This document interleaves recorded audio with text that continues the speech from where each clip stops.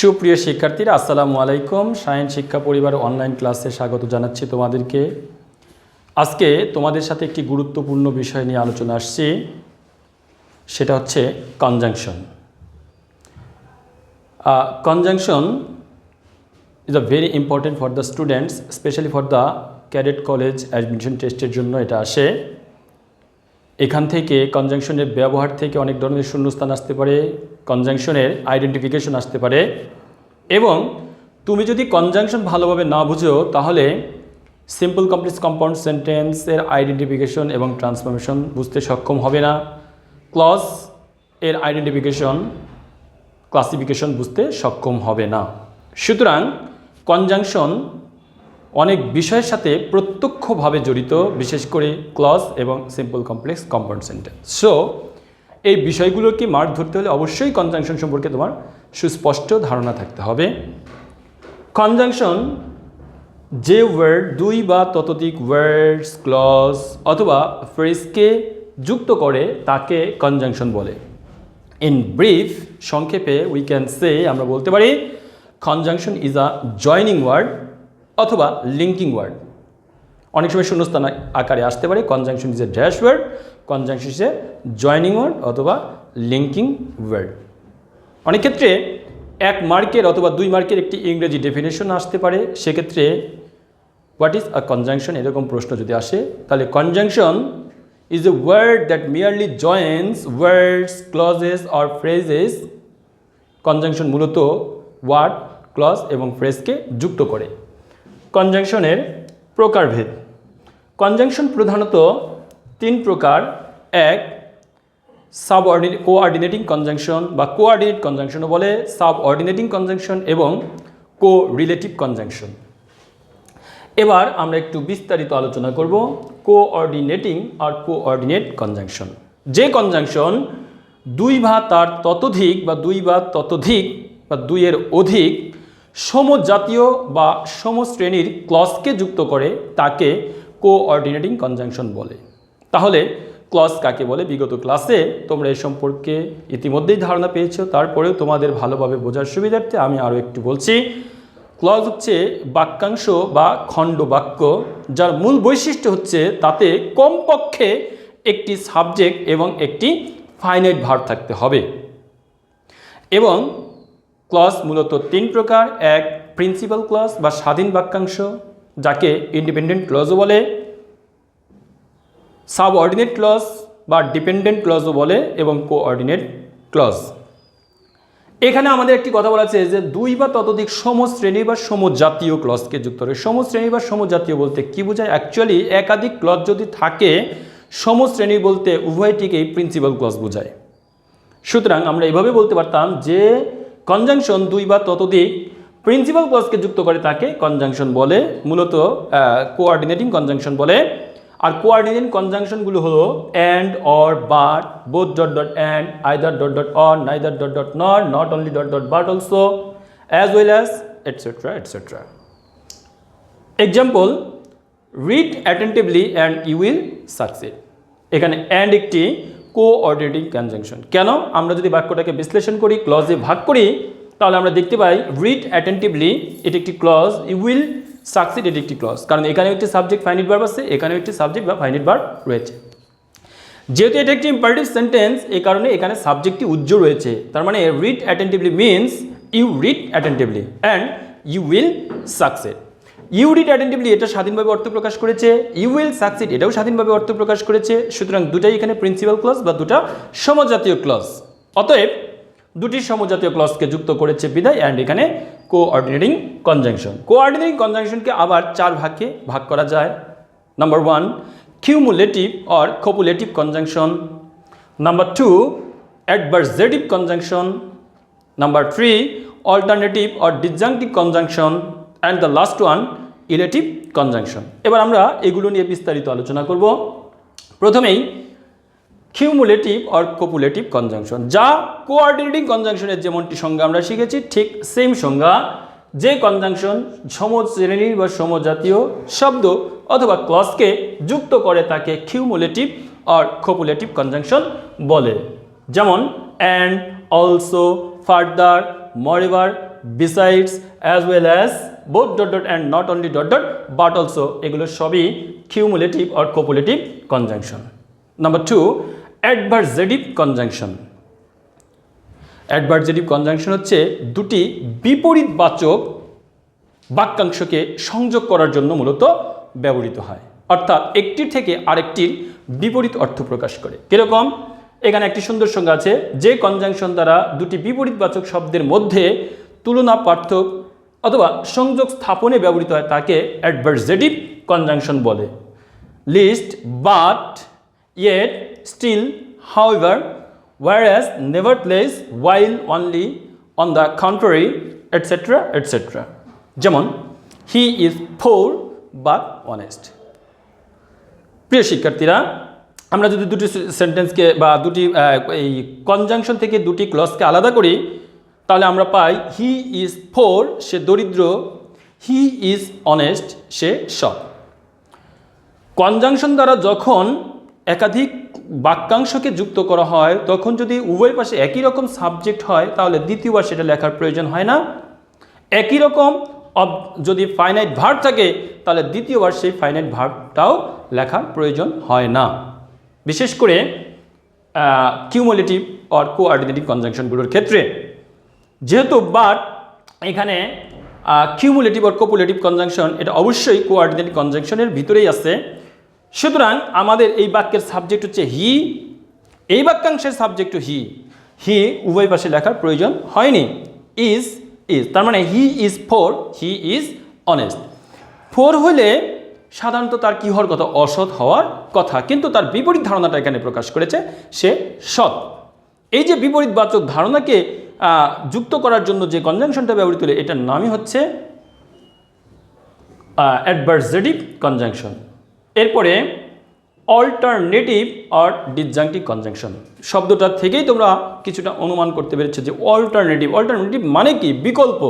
তার মানে দুটি ভাবের মধ্যে থেকে বা দুটি বিষয়ের মধ্যে থেকে একটি বিষয়কে বেছে নেওয়ার জন্য যে কনজাংশনগুলো ব্যবহৃত হয় তাকেই বলা হয় অল্টারনেটিভ অর ডিসজাংটিভ কনজাংশন। এখানে দেখো, যে কনজাংশন দুটির মধ্যে একটি বেছে নেওয়াতে ব্যবহৃত হয় তাকে অল্টারনেটিভ অর ডিসজাংটিভ কনজাংশন বলে।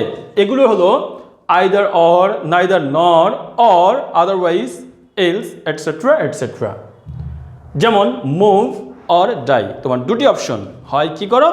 মুভ করো, না হয় তুমি মরো, কোনটা তুমি বেছে নেবে। এই যে দুটি বাক্যাংশ, একটা হচ্ছে you move or you will die, এই দুটাকে যুক্ত করেছে, অপশন আছে, কোনটা তুমি গ্রহণ করবে।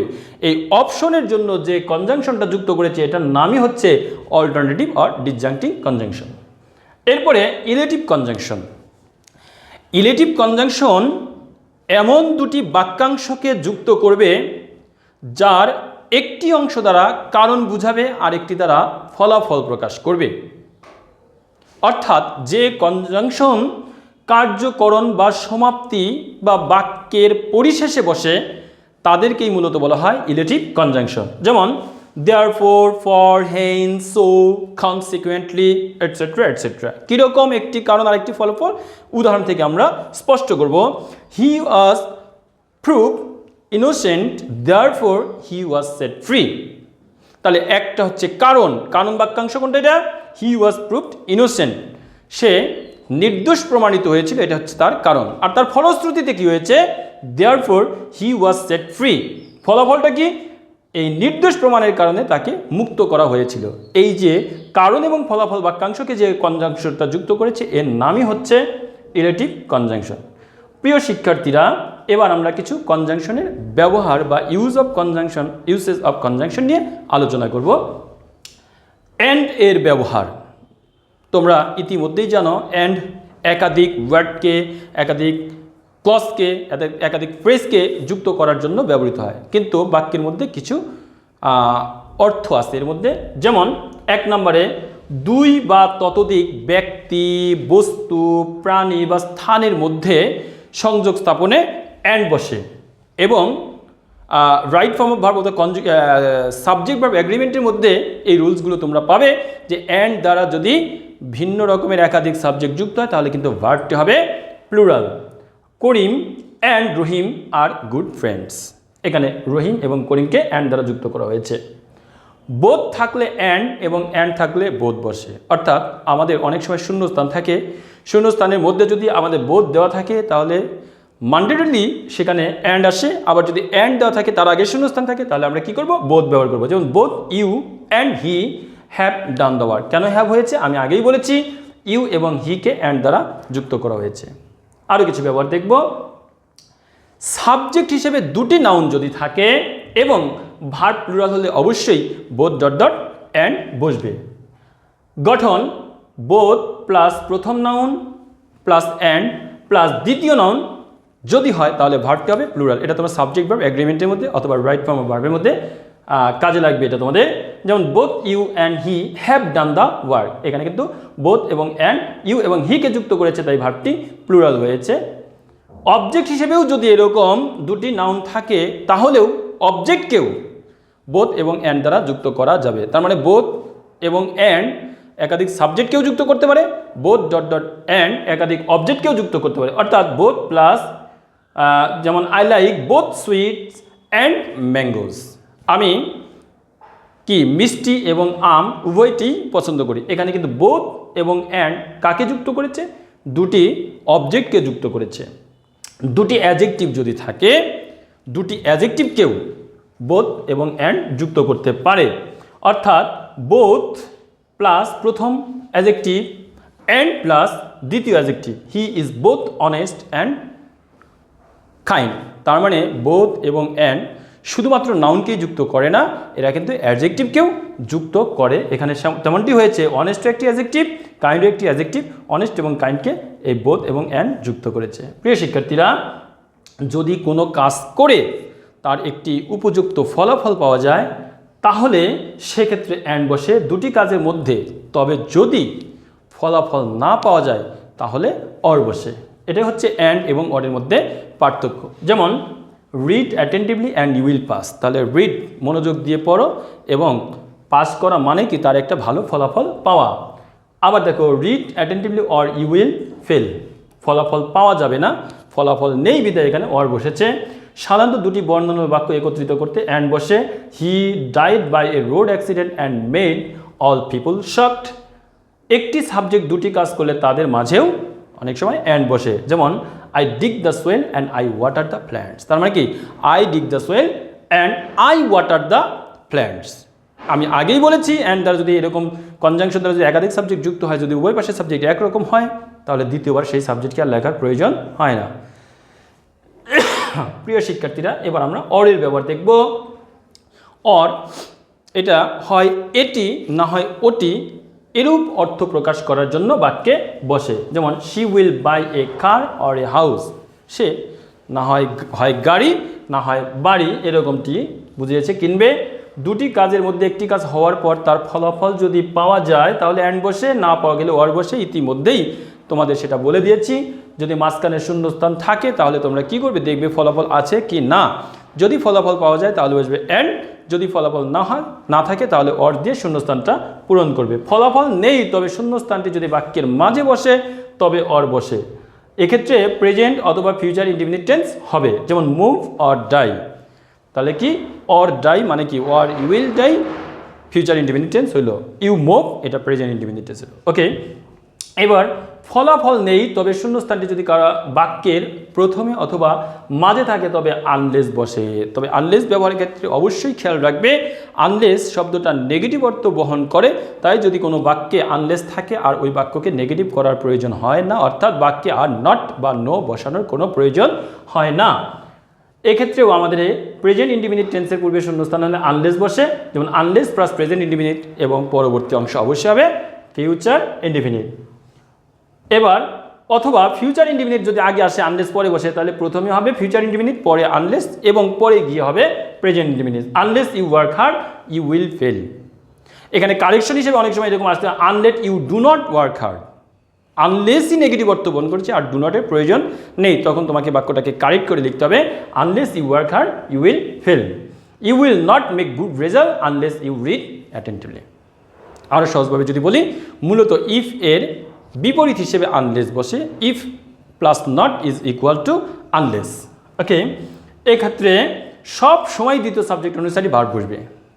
যখন দেখবে একাধিক সাবজেক্ট আছে এবং আনলেস দ্বারা যুক্ত হয়েছে তখন ভার্বটা অবশ্যই কি দ্বিতীয় সাবজেক্ট অনুসারে বসবে। যেমন আইদার, আমি একটু আইদার ডট ডট ওয়ারের ব্যবহারের মধ্যে চলে গিয়েছি।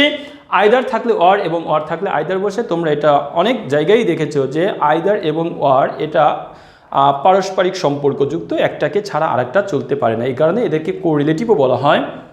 সুতরাং যদি কোনো বাক্যের মধ্যে আইদার থাকে তাহলে অর বসবে, আর যদি অর থাকে তার আগে শূন্যস্থান থাকে তাহলে অবশ্যই শূন্যস্থানের মধ্যে তোমাকে আইদার অ্যাপ্লাই করতে হবে। যেমন এদের ক্ষেত্রে সবসময় either dot dot or, neither dot dot not only dot dot but also ইত্যাদি দ্বারা যদি একাধিক সাবজেক্ট যুক্ত হয় তাহলে ভার্বটি কিন্তু অবশ্যই শেষের সাবজেক্ট বা এদের পরবর্তী সাবজেক্ট অনুসারে বসবে। Either you or he has done the work. এখানে আমাদের আইদার এবং অর দ্বারা ইউ এবং হিকে যুক্ত করেছে, ভার্বটি হ্যাজ হয়েছে, হ্যাজ কি অনুসারে হয়েছে? মূলত এই হি অনুসারে হয়েছে। নাইদার করিম নর আই অনুসারে হ্যাভ বসছে, have done my duty. But এর ব্যবহার, দুটি ওয়ার্ড যদি কোনো বাক্যে পার্থক্য, বৈষম্য বা বিপরীত সূচক সংযোগ স্থাপন করে তাহলে বাট বসে। যেমন he is poor but honest. ইয়েটের ব্যবহার আমরা একটু দেখব, যদিও অর্থে ইয়েট ব্যবহৃত হয়, বাটের মতোই অনেকটা। He work hard yet he failed in the exam. সে কঠোর পরিশ্রম করেছিল, তারপরেও সে পরীক্ষায় ফেল করেছিল। এরপরে এই ক্ষেত্রে স্টিল, বাট, হাউএভার এগুলোও ইয়েটের পরিবর্তে ব্যবহার করা যায়। কোনো কিছু পর্যাপ্ত থাকা অথবা কোনো কিছু করা সত্ত্বেও যদি ফলাফল বেদনাময় হয় বা ফলাফল না পাওয়া যায় সেক্ষেত্রে তুমি ইয়েট অথবা স্টিল ব্যবহার করতে পারো। আমাকে একটু ফাস্ট করতে হচ্ছে, ভিডিওটা বড় হয়ে যাচ্ছে। ওকে, এরপরে ব্যতীত বা ছাড়া অর্থে বাট বসে। যেমন none but Allah can help us, তখন কিন্তু এই বাটটা অ্যাকচুয়ালি আর কনজাংশন থাকে না, এটা প্রেপোজিশন হয়ে যায়। আমরা পার্ট অফ দিস চ্যাপ্টারে এটা আরও বিস্তারিত আলোচনা করব। আল্লাহ ছাড়া কেউ আমাদের সাহায্য করতে পারে না। এবার অ্যাজ ওয়েল অ্যাজ, এটা অনেকটা অ্যান্ডের মতোই কাজ করে। দুটার মধ্যে পার্থক্য হচ্ছে অ্যান্ড দ্বারা একাধিক সাবজেক্ট যুক্ত হলে সাধারণত ভার্বটি হয় প্লুরাল, কিন্তু অ্যাজ ওয়েল অ্যাজ দ্বারা একাধিক সাবজেক্ট যুক্ত হলে ভার্বটি হয় প্রথম সাবজেক্ট অনুসারে। এটা তোমার সাবজেক্ট ভার্ব এগ্রিমেন্টের মধ্যে কাজে লাগবে। যেমন দুটি নাউন যুক্ত হলে এবং এদের প্রথম সাবজেক্ট দ্বারা ভার্ব বসলে সেক্ষেত্রে as well as, along with, together with, including with যে কোনো একটি বসানো যায়। তবে এক্ষেত্রে খেয়াল রাখবে এর যে কোনো একটি দিয়ে যদি তোমার বাক্য এরকম যুক্ত হয় তাহলে অবশ্যই তোমার ভার্বটি বসবে প্রথম সাবজেক্ট অনুসারে, অর্থাৎ প্রথম সাবজেক্ট সিঙ্গুলার হলে সেই অনুসারে ভার্ব বসবে, প্লুরাল হলে সেই অনুসারে ভার্ব বসবে। প্রিয় শিক্ষার্থীরা, আমাদের কনজাংশনের প্রথম ক্লাসটি এ পর্যন্তই ছিল। পরবর্তী ক্লাসে আবারও কনজাংশনের বাকি অংশ নিয়ে তোমাদের সম্মুখে হাজির হব। সে পর্যন্ত তোমরা সকলেই ভালো থাকো, সুস্থ থাকো, এই শুভ কামনায় আল্লাহ হাফেজ। আসসালামু আলাইকুম।